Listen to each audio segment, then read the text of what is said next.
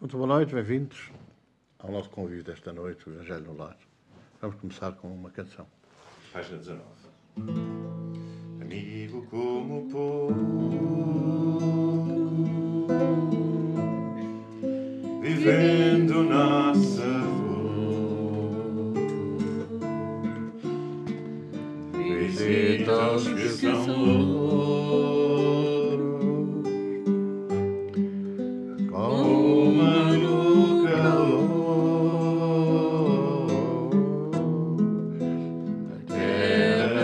Seu chão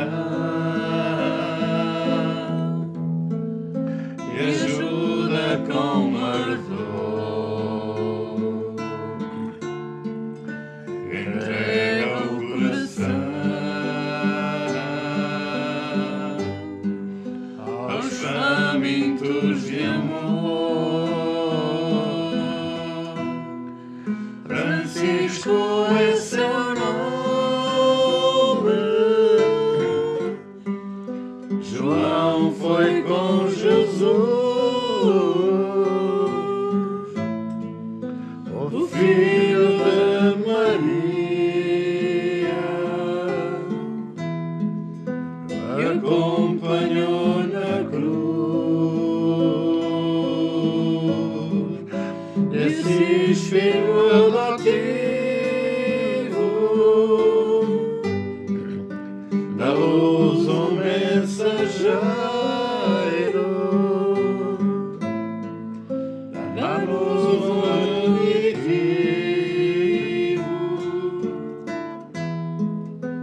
irmão e companheiro, dos pobres foste irmão, dos tristes alegria, dos sós a companhia,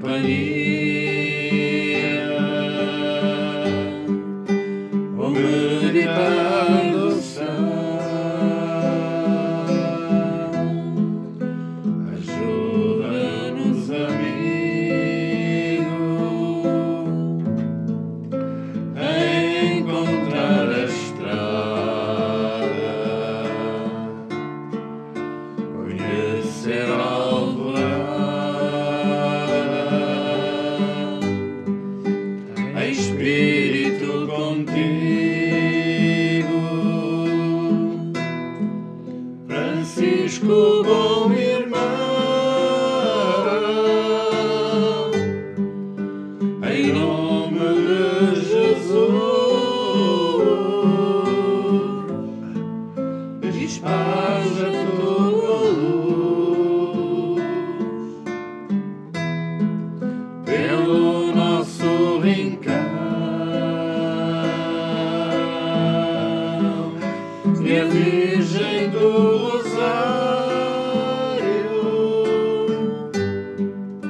a Mãe te ajudará,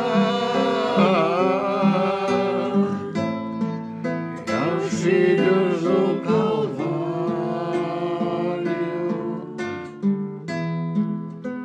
a dor abrandará. Te pedimos, Senhor Jesus, que permitas de novo estarem connosco os nossos familiares, nossos amigos, nossos protetores,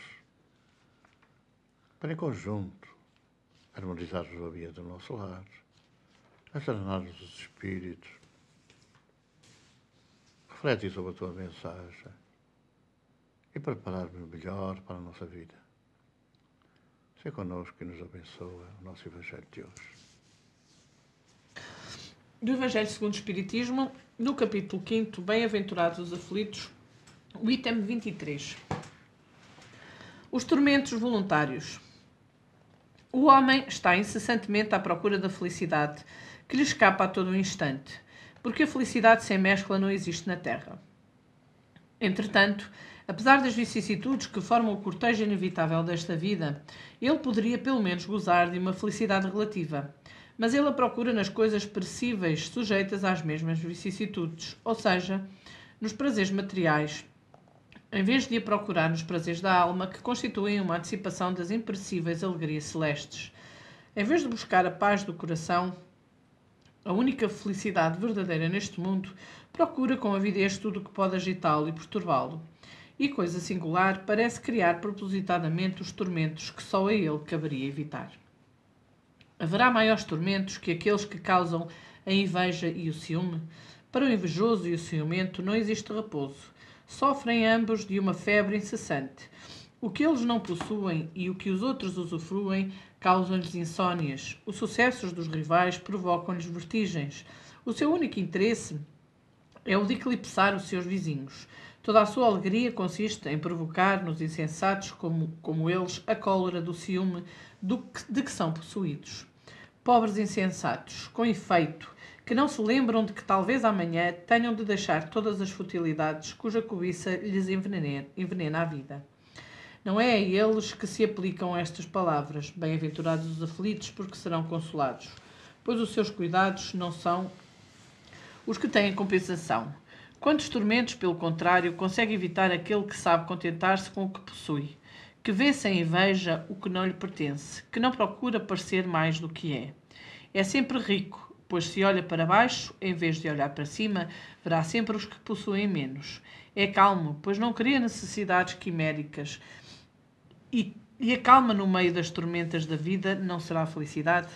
Fenelon, Leão, 1860. Psicografia de Francisco Cândido Xavier, do livro de mensagens Caminho, Verdade e a Vida. A quem segues? Mas vós não aprendestes assim a Cristo. Paulo, Efésios capítulo 4, versículo 20. O homem, como é natural, encontrará diversas sugestões no caminho. Não somente do plano material receberá certos alvitres tendentes a desviá-lo das realizações mais nobres. A esfera invisível, imediata ao círculo de suas cogitações, igualmente pode oferecer-lhe determinadas perspectivas que se não coadunam com os deveres elevados que a existência implica em si mesma. Na consideração desse problema, os discípulos sinceros compreendem a necessidade da sua centralização em Jesus Cristo. Quando esse imperativo é esquecido, as maiores perturbações podem ocorrer. O aprendiz menos centralizado nos ensinos do mestre acredita que pode servir a dois senhores e, por vezes, chega a admitir que é possível atender a todos os desvairamentos dos sentidos, sem prejudicar a paz da sua alma. Justificam-se para isso em doutrinas novas, filhas das novidades científicas do século. Valem-se de certos filósofos improvisados que conferem demasiado valor aos instintos. Mas chegados a esse ponto, preparem-se para os grandes fracassos, porque a necessidade de edificação espiritual permanece viva e cada vez mais imperiosa. Poderão recorrer aos conceitos dos pretensos sábios do mundo. Entretanto, Jesus não ensinou assim. É evidente que não é fácil nós compreendermos as bem-aventuranças, o sermão da montanha, se não nos tivermos a analisar as questões com profundidade espiritual e nos limitarmos a analisá-las como aspectos materiais da vida. Bem-aventurados os aflitos. Mas é evidente que os aflitos não entendem, a maior parte das vezes, estas afirmações, porque quem está aflito sofre, e quem sofre não compreende que o sofrimento lhe pode trazer no futuro momentos felizes, momentos de tranquilidade, momentos de serenidade, momentos de paz. Normalmente nós, os humanos, só mesmo passando pelas coisas é que as conseguimos avaliar, conseguimos saber o seu paladar espiritual. Sem passarmos por isso é muito difícil a gente compreender. Compreende normalmente as aflições dos outros, e quando dizemos bem-aventurados os aflitos, nós olhamos os aflitos e dizemos, pois, são bem-aventurados que Jesus falou. Mas se estivermos na situação de aflitos, não aceitamos também, porque não é fácil, porque é muito difícil. É evidente que aqui acontece alguma incompreensão histórica ao longo dos séculos, que foi sendo dada à estampa, foi de alguma forma sendo incrementada pelos religiosos, pelos dirigentes religiosos, que não desejavam de forma alguma que o povo soubesse a verdade, conhecesse a verdade, compreendesse a verdade Então fazia depender muito das aflições, ou o fim das aflições, ou o alívio das aflições, da sua pertença à autoridade, da sua pertença à representatividade de Deus na Terra, com o poder discricionário de ajudar uns, não ajudar outros, ajudar se mereciam, não ajudar se não mereciam. E, portanto, é esta confusão que se instalou nas mentes, quase que podemos dizer de forma hereditária, embora em termos filosóficos, que nos conduziram a essa situação de incompreendermos as coisas, ou até, como acontece muitas vezes, de procurarmos os suplícios, as flagelações, como se isso fosse agradável a Deus. Conhecemos algumas correntes religiosas em que os seus seguidores, os seus profetantes, se flagelam, se sacrificam, se batem, como se isso fosse entendido por Deus como uma deferência, como uma vontade. Vamos nos antecipar na dor, que é para ver se a evitamos. As coisas não se passam dessa maneira. Isso não é... Deus não nos manda, ou não faz, ou não manda com que nós nos flagelemos, ou que nós nos sacrifiquemos, ou que provoquemos mesmo no corpo físico dores e mal-estar, porque isso não vai pagar nada. Quando nós fazemos aos outros qualquer coisa, preparemos que temos que receber de volta aquilo que nós fizermos. Não é uma chibatada nas costas, ou no ventre, ou assim ao de leve, que vai substituir um crime grave, uma ofensa grave, enfim, quer dizer, ao próximo, àqueles que nos rodeiam, sejam familiares ou não sejam. Então é bom que a gente entenda, compreenda de uma forma racional, porque é que os aflitos são bem-aventurados. Os aflitos são bem-aventurados porque têm a possibilidade de, vivendo as aflições, racionalmente, reflexivamente, poderão ultrapassar os seus erros, os seus crimes, pagar as suas dívidas, e quando as dívidas estão pagas, já não há mais a pagar, já está pago, já somos libertos do sofrimento e da dor que normalmente fizemos aos outros, ou a nós próprios até. Então por isso é que são bem-aventurados.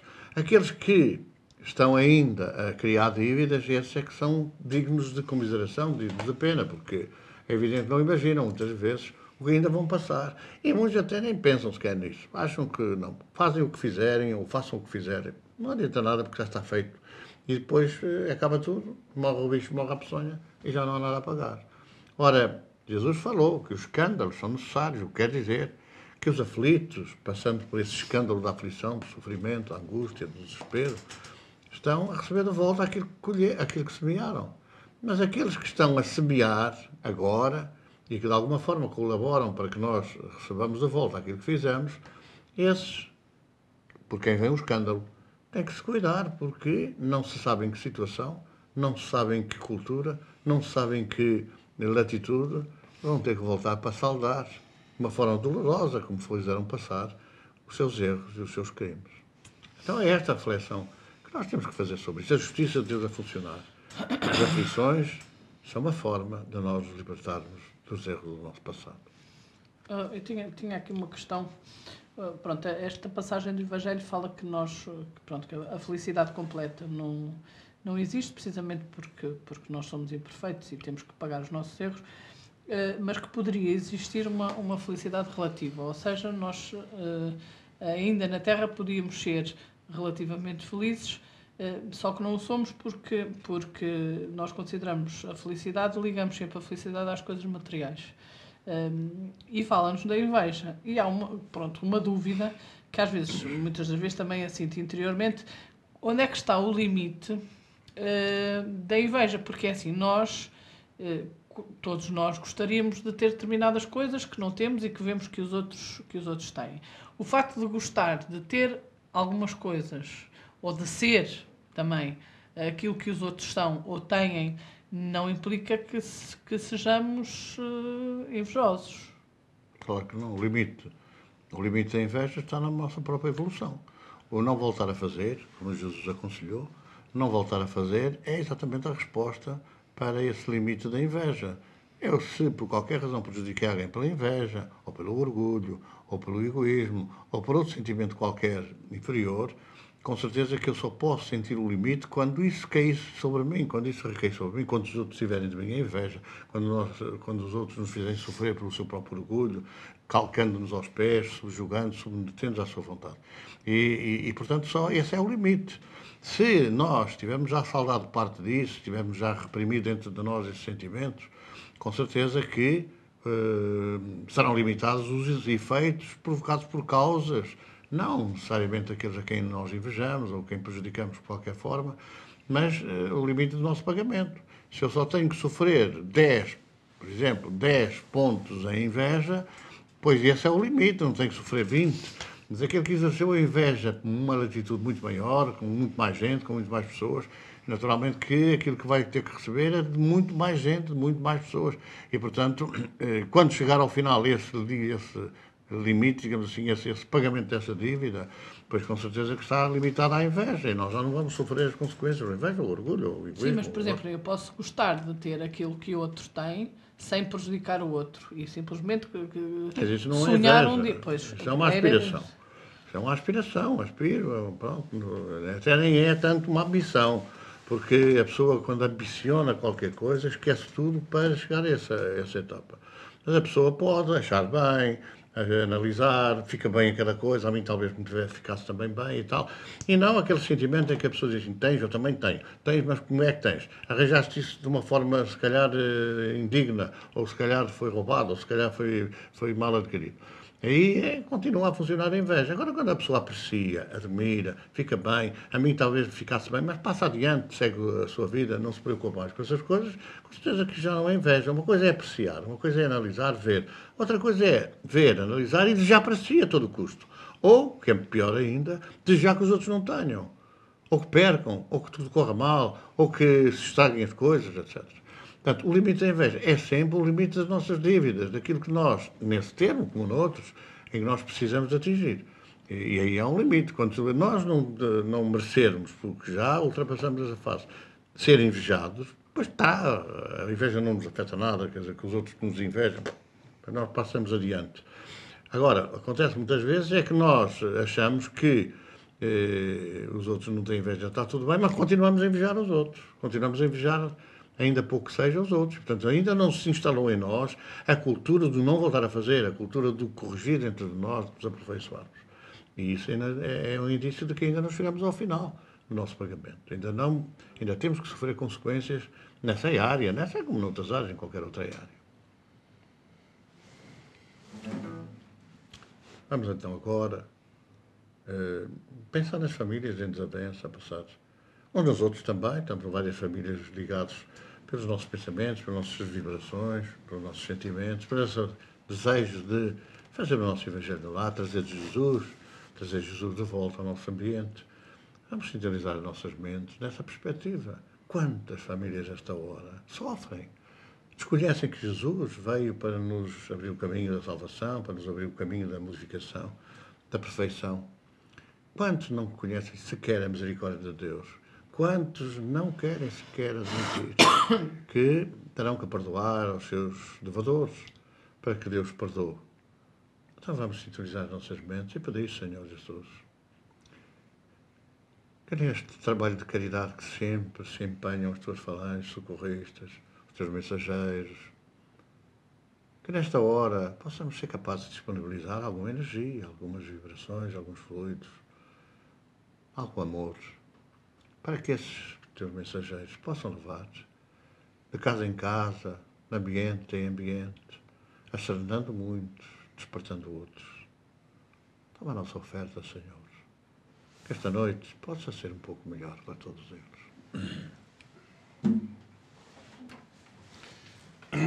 Página 45.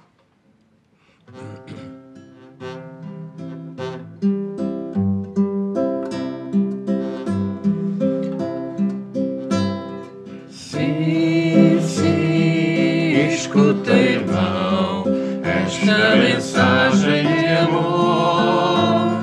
Sim, sim, presta atenção, não desesperes na dor. Jesus é esse grande amigo que nos dá proteção. Não percas a fé, meu amigo, em cantar esta canção. Sim, sim, a dor se deve à tua própria própria conduta. Sim, sim, a vida escreve nesse passado de luta em que falhaste, meu irmão, na tentação da matéria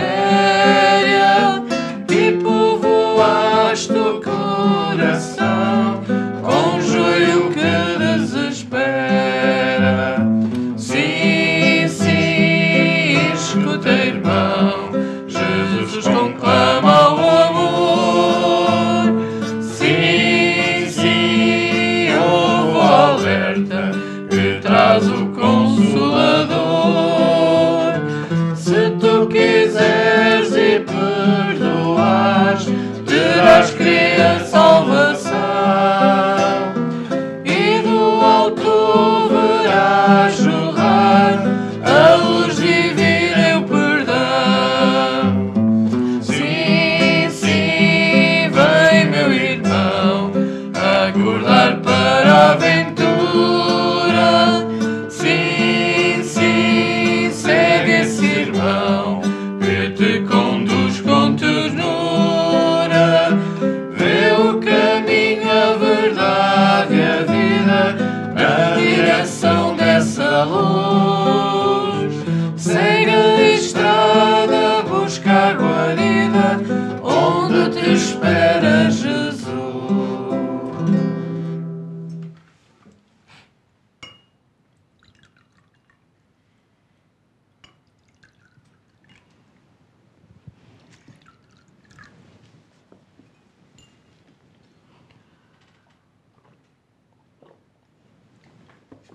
E ficamos aqui para esta semana. Muita paz para todos. Continuem dialogando, se acharem por bem. Que Deus a todos abençoe. E até à próxima semana, se Deus quiser. Muito boa noite.